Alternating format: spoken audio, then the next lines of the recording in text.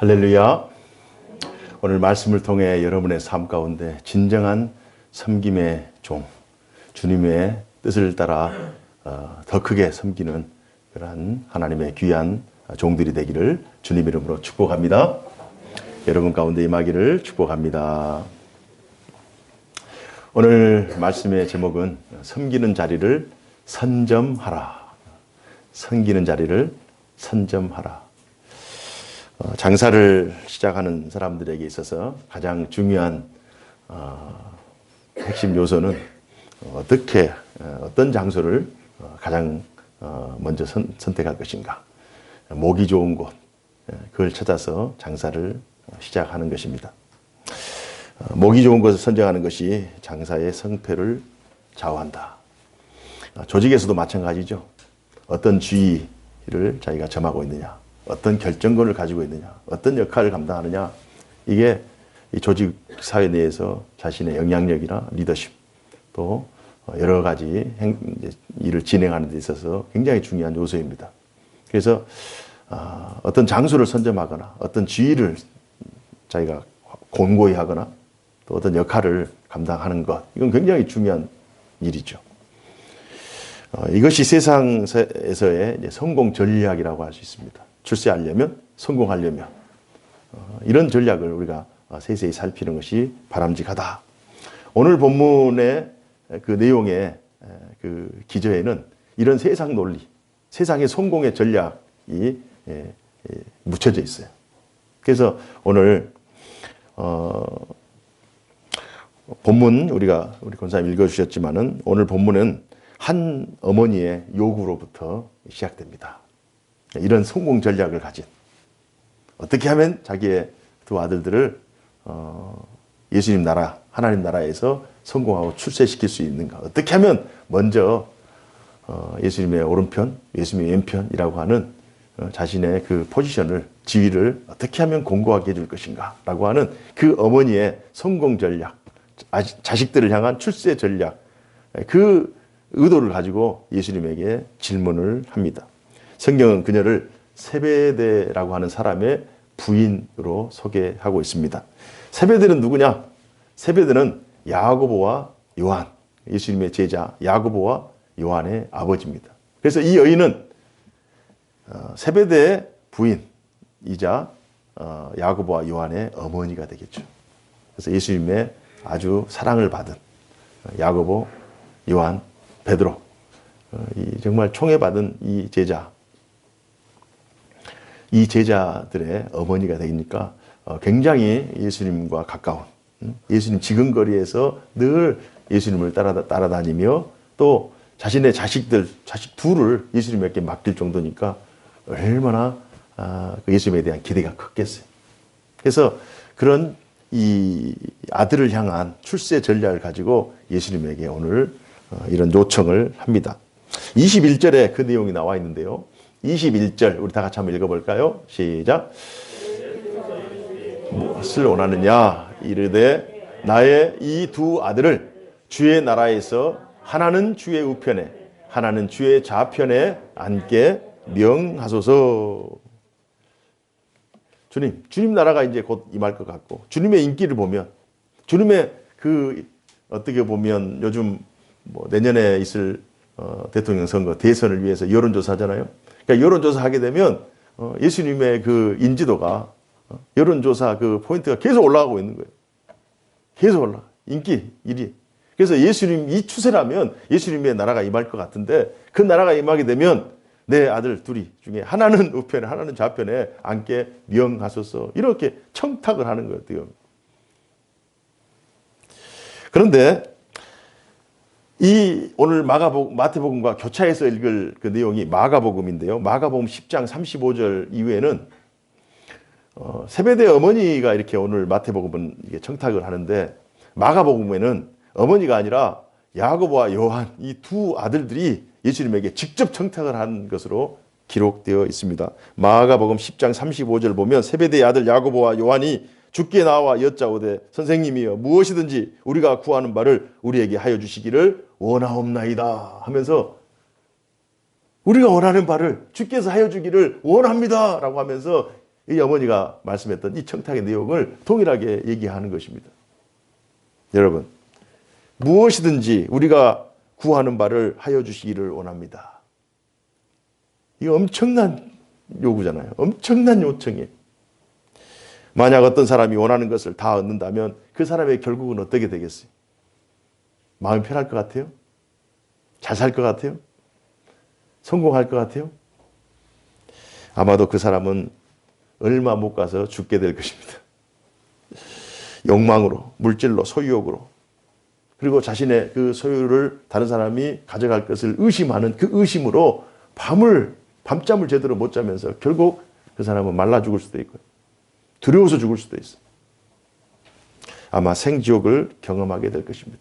그래서 자기들이 무엇을 원하는지를 알지 못하면서 이렇게 구하는 거예요. 성공을 위해서, 출세를 위해서, 눈에 보이는 어떤 이익을 위해서 구하는 거예요. 그래서 마태복음에는 어머니가 구하는 것으로 나와 있고 마가복음에는 두 아들들이 구하는 것으로 나와 있습니다. 내용은 동일합니다.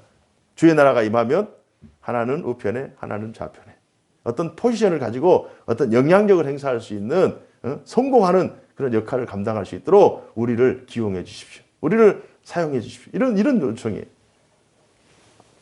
예수님께서 답변하십니다. 마태복음에서도 답변하고 마가복음에서도 답변하겠죠. 어머니, 세베대의 아내 야고보와 요한의 어머니가 답변한 그 요청한 내용을 마태복음 20장 22절에서 다음과 같이 답변하죠. 마태복음 20장 22절 다 같이요. 시작. 예수께서 대답하여 이르시되 너희는 너희가 구하는 것을 알지 못하는도다. 내가 마시려는 자를 너희가 마실 수 있느냐? 그들이 말하되 할 수 있나이다. 너희는 너희가 구하는 바를 알지 못한다. 예수님께서 말씀하세요.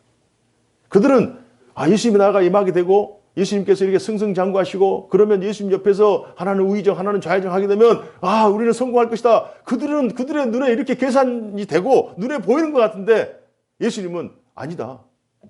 너희들이 내가 지금 하고 있는 일을 알지 못한다. 내가 가는 길을 너희들이 충분히 이해하지 못한다. 라고 하면서 그들이 생각하고 기대하는 것과 엉뚱한 방향으로 답변을 하시는 거예요. 제자들은 확신하다고 질문했는데 예수님은 너희들이 가는 길, 너희들이 구하는 바를 너희들이 알지 못한다. 마가복음 10장 38절에는 예수께서 이르시되 너희는 너희가 구하는 것을 알지 못하는도다. 내가 마시는 잔을 너희가 마실 수 있으며 내가 받는 세례를 너희가 받을 수 있느냐? 이런 질문을 하시. 오히려 너희가 만약 그걸 요청했을 때 너희는 너희가 구하는 바를 제대로 알지 못할 뿐만 아니라 내가 너희에게 질문한다. 내가 마시는 잔을 너희는 마실 수 있느냐? 내가 받는 세례를 너희가 받을 수 있느냐? 내가 마시는 잔은 고난의 잔이에요. 고난의 잔. 고난의 잔을 마실 수 있느냐? 내가 받는 세례는 죽음이라고 하는 세례. 죽음. 십자가의 죽음. 그걸 너희들이 감당할 수 있겠느냐? 인류 구원을 위해서 이 땅에 온 그런 나의 역할을 너희들이 충분히 이해하고 있느냐? 이 두 문제를 통과할 수 있느냐? 예수님께서 이렇게 되려 묻습니다. 그런데 예상치 못한 일이 일어나. 이렇게 예수님께서 야고보와 요한과 대화를 하고 있는 이 사이에 다른 열 제자들이 이제 들고 일어나는 거예요. 다른 열 제자들이. 24절에 보니까 열 제자가 듣고 그 두 형제에 대하여 분이 여겼다라고 성경은 기록하고 있습니다. 분이. 여러분 왜 분을 냈을까요? 10명의 다른 제자들이 예수님 피곤한데 왜 쓸데없는 질문을 해가지고 그렇게 예수님의 심기를 건드려 하면서 예수님을 생각하는 마음으로 분했을까요? 아니면 이거 그런 어리석은 질문을 하지 마. 그리고 어머니를 너무 가까운 곳에 모셔오지 마. 예수님께서 다 알아서 하실 거야. 라고 하면서 그들을 이렇게 위로하면서 그런 호의적인 그런 자세로 그들에게 분했을까요? 전혀 아니에요. 야, 너희들은 평소에도 예수님의 총애를 받고 베드로, 야고보, 요한 이렇게 해서 예수님의 특급 제자로 예수님 늘 지근거려서 있는데 예수님께서 늘 사랑해 주시는데 나중에도 우의정, 좌의정을 너희들이 독점한다고?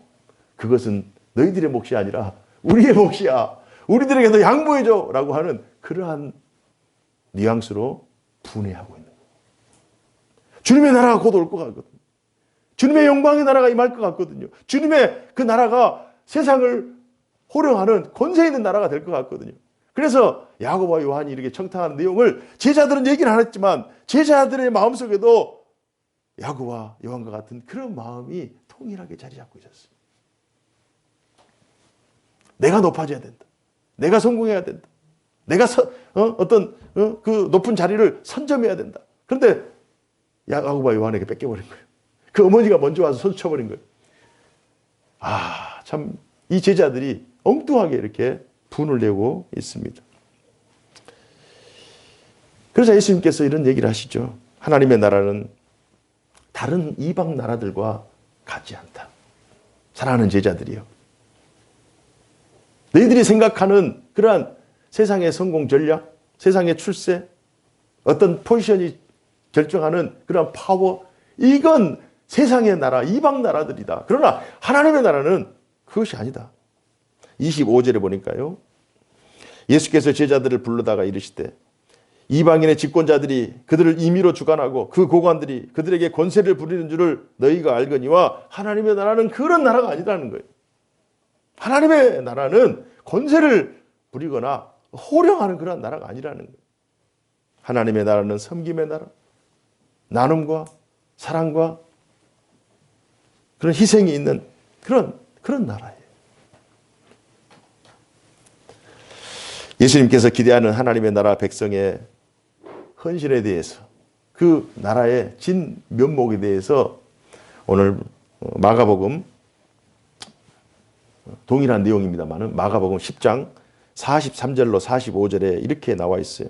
너희 중에는 그렇지 않을지니 너희 중에 누구든지 크고자 하는 자는 너희를 섬기는 자가 되고 그러니까 하나님의 나라에서 크고자 하는 자는 섬기는 자가 되고 하나님 나라에서 큰 자는 섬기는 자예요. 섬기는 자가 큰 자예요. 세상 나라에서는 부리는 자가 큰 자잖아요. 호령하는 자가 큰 자이지만 하나님의 나라에는 이게 역설인 거예요. 섬기는 자. 더 많이 섬길 수 있는 자가 큰 자예요. 그리고 하나님께서 더 많이 섬길 수 있도록 복을 주셔요. 이게 이 사람이 큰 자. 더 많이 섬기는 자가 큰 자라. 44절 마가복음 10장 44절에는 너희 중에 누구든지 으뜸이 되고자 하는 자는 모든 사람의 종이 되어야 된다. 하나님의 나라는 먼저 자원해서 종이 되는 이렇게 야고보와 요한처럼 먼저 자원해서 자회적 우회적이 아니라 다른 열제자도 먼저 높아지기 위해서 예수님께 막 분해하면서 다른 야고보 요한에게 분해하는 그런 것이 아니라 하나님의 나라는 먼저 종이 되고자 그 종의 자리를 섬기는 자리를 선점하려고 열심히 최선을 다하는 그런 나라가 하나님의 나라라고. 엉뚱하게 이게 완전히 제자들이 생각하는 나라와 세상 나라와 하나님이 예수님이 생각하는 세상 나라의 개념이 그 하나님 나라의 개념이 완전히 180도 다르죠. 마가복음 10장 45절에 인자가 온 것은 섬김을 받으려 함이 아니라 도리어 섬기려 하고 자기 목숨을 많은 사람의 대속물로 주려 함이니라. 이 두 제자에게 이런 말씀을 하셔요. 오늘 본문에 20장 26절부터 28절의 내용에 이런 내용이 동일하게 반복되어 있습니다. 26절부터 한번 읽어볼까요? 시작. 너희 중에는 그렇지 않아야 하느니 너희 중에 누구든지 크고자 하는 자는 너희를 섬기는 자가 되고 너희 중에 누구든지 으뜸이 되고자 하는 자는 너희의 종이 되어야 하리라.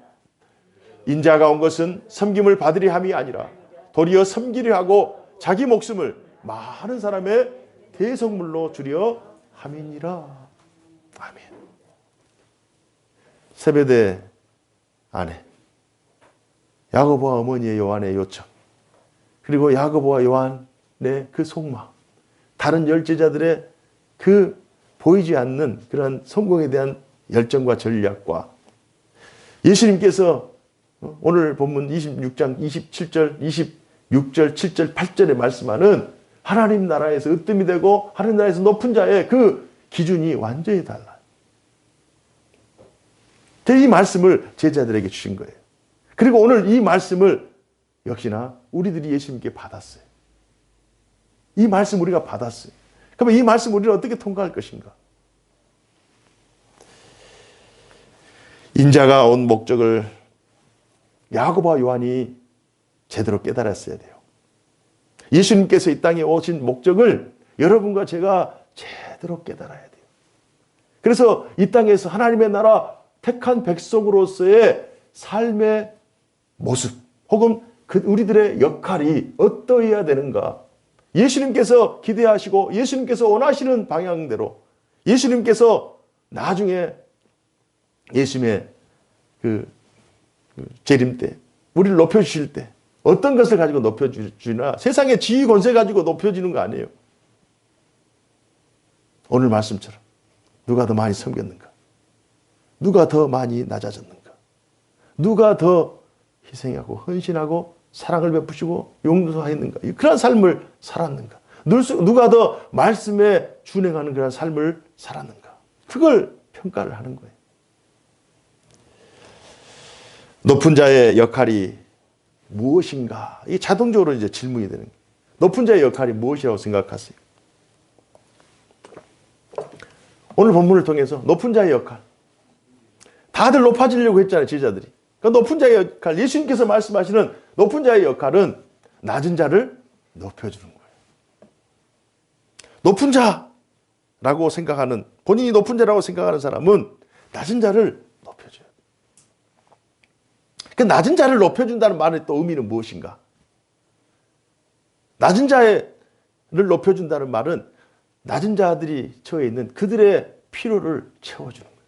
낮은 자의 필요를 채워주는 것이 낮은 자를 높여주는 거예요. 낮은 자들이 무엇을 필요로 할까요? 낮은 자들이 무엇을 필요로 할까요? 낮은 자들은 늘 이 세상의 가치, 세상의 성공, 세상의 재화, 세상이 추구하는 그런 성공신화에 사로잡혀서 어떻게 하면 세상에서 더 높아지려고 할까? 어떻게 하면 세상에서 더 높은 자리를 선점할 수 있을까? 어떻게 하면 세상에서 부귀영화를 누릴 수 있을까? 이것이 낮은 자들이 추구하는 그들의 가치예요. 그래서 우리 높은 자들, 이미 그리스도인, 오늘 야고보와 요한이 이 말씀을 듣고 깨달았을 거 아닙니까? 오늘 이 말씀을 듣고 우리가 깨달은 우리가 높은 자의 위치에 서서 낮은 자들을 어떻게 높여주느냐? 그들이 가지고 있는 이 세상의 성공의 기준과 세상의 성공의 전략을 바꿔줘야 돼. 너희들이 추구하는 높은 것이 진정한 높음이 아니다. 세상에서는 높은 자라고 할 수 있겠지만 하나님 나라에서는 지극히 낮은 것이 되는 겁니다. 생각을 바꿔줘야 돼. 그래서 그들의 생각을 높이 높이 올려줘야 돼요. 마치 다윗처럼. 다윗은 시편 23편 1절에 이렇게 고백하죠. 여호와는 나의 목자시니 내게 부족함이 없다. 내게 부족함이 없다. 다윗은 천사라서 부족함이 없을까요? 이 세상 사는 사람들은 무엇인가를 다 필요로 하는 사람이에요. 그러나 더 이상 원하는 것이 없다. 왜요? 가장 높은 가치를 자신의 마음속에, 자신의 삶 속에 가득 채워 있기 때문에 그것이 너무 크기 때문에 다른 것은 작게 보이는 거예요.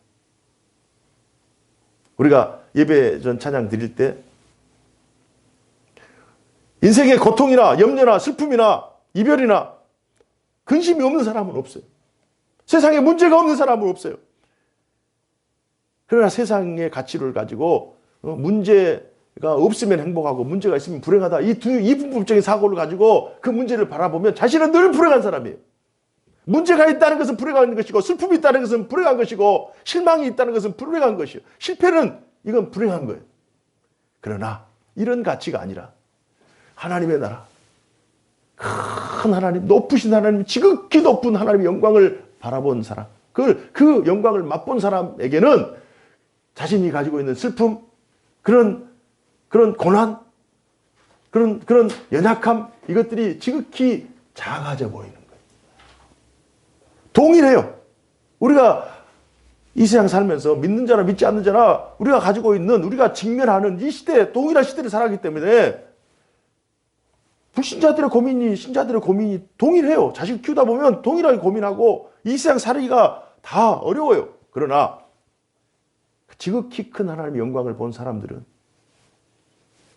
더 이상 이 세상에 원함이 없기 때문에 하나님이 주시는 그 감사와 기쁨으로 충만해 있기 때문에 세상 가치, 이것이 작아져 보이는 거예요.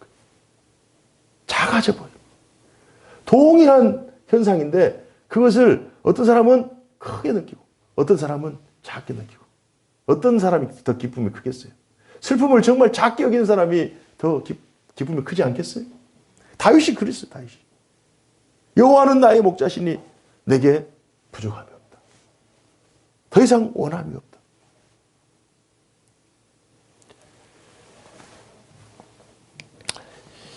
그렇다면 오늘날 누가 예수님의 오른편, 왼편에 서 있는가?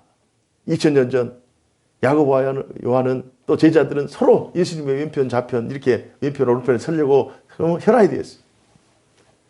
좋은 자리, 출세의 자리, 성공의 자리에 선점하기 위해서 그들이 막 혈안이 돼서 막 청탁까지 하고 어머니까지 나서서 청탁하고 있어요. 그렇다면 오늘날 누가 예수님의 왼편, 오른편에 서 있어요? 누가 서 있어요? 교회가 서 있어요. 교회가 서 있어요. 예수님의 뜻을 받들어 가장 가까운 곳에 서 있는 존재는 교회죠.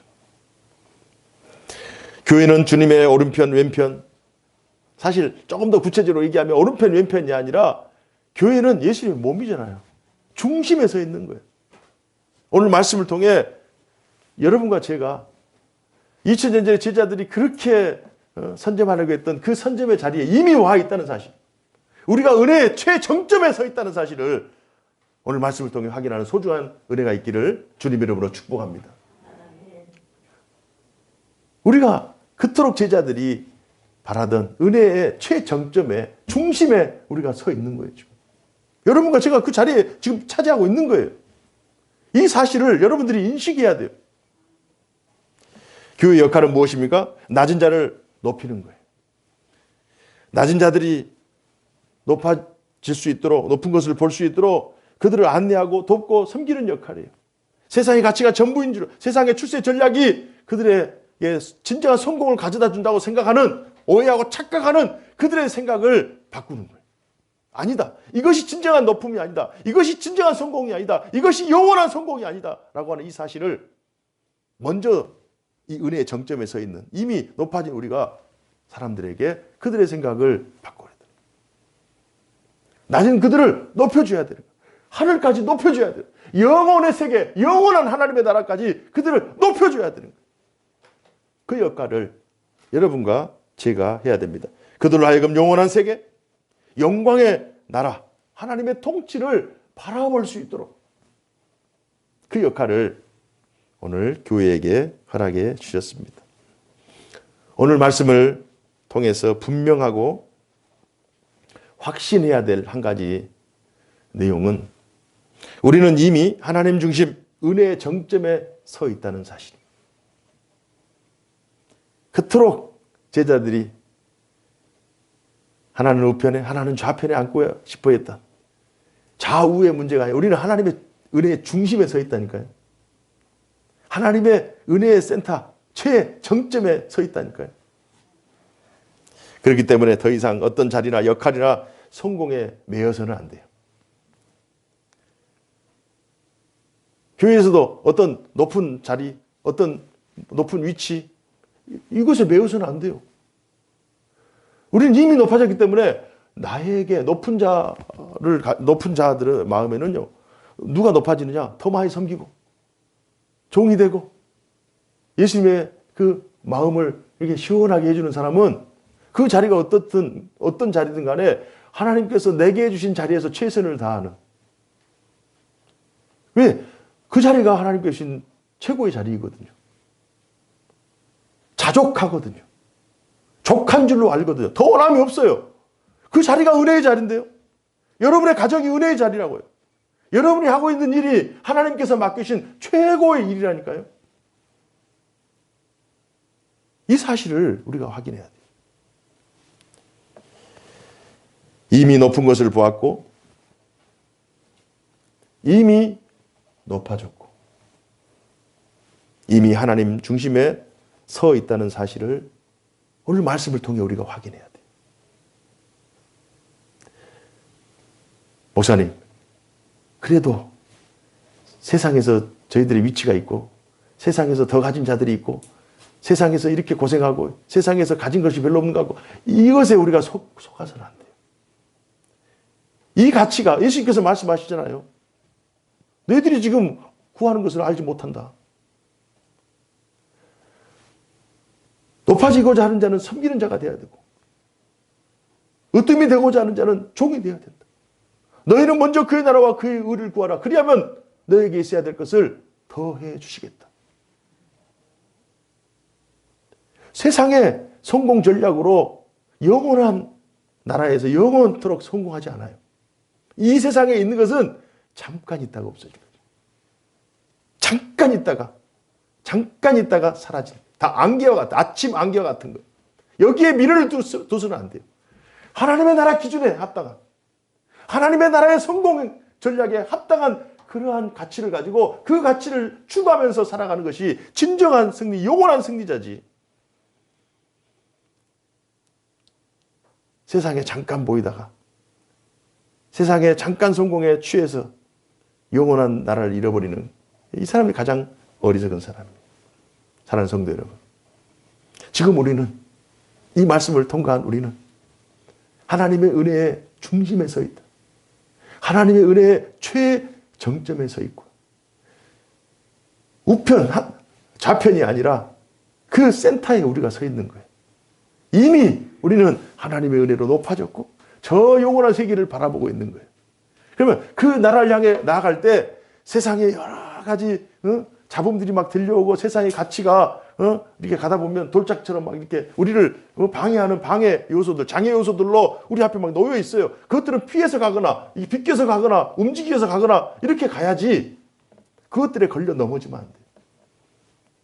오늘 말씀을 정말 우리가 잘 받고 2022년을 살아갈 때 정말 하나님께서 높여주시는 자, 하나님께서 으뜸으로 인정하는 자, 하나님의 나라에 정말 귀하고 존귀한 하나님의 보배와 같은 그러한 삶을 실제로 구현해내면서 살아내는 우리의 신앙과 우리의 생활이 정말 하나님 보시기에 정말 높여주실 만한, 낮은 자를 높이고 연약한 자에게 강함을 주고 절망하는 자에게 소망을 주는, 이건 돈으로 할 수 있는 일이 아니에요.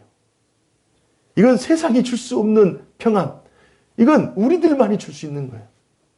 이런 놀라운 은혜를 선점하시고 섬기는 자리를 선점하는 그런 놀라운 축복의 삶을 사시기를 주님 이름으로 축원합니다. 기도하겠습니다. 사시고 역사하신 하나님 아버지 감사합니다. 오늘 말씀을 통해 참 너무 우리가 잘 알고 있는, 익히 들어 알고 있는 말씀이지만 그러나 이 말씀을 실천하기에는 세상의 기준 또 세상의 여러 가지 가치들의 도전 때문에 이 말씀을 참 우리의 삶 속에서 실행하기는 참 어렵습니다. 그러나 그럼에도 불구하고 오늘 말씀을 통과한 우리는 우리의 존재와 우리의 신분과 우리의 역할이 무엇인가를 바르게 깨달아서 은혜의 자리를 선점하게 하여 주시고 섬기는 자의 자리를 선점하게 하여 주시고 하나님의 영광의 나라를 이미 바라보았사오니 하나님의 나라 거룩한 백성으로서의 합당한 삶을 살아갈 수 있도록 우리의 삶과 신앙을 붙들어 주옵소서. 2022년도에 주님께서 인정하시는 높아진 자, 주님께서 인정하시는 존귀한 자로 22년을 은혜 가운데 지낼 수 있도록 우리 모두를 붙들어 주옵소서. 허락하심을 믿사옵고 살아계신 주 예수 그리스도 이름으로 간절히 기도하옵나이다. 아멘.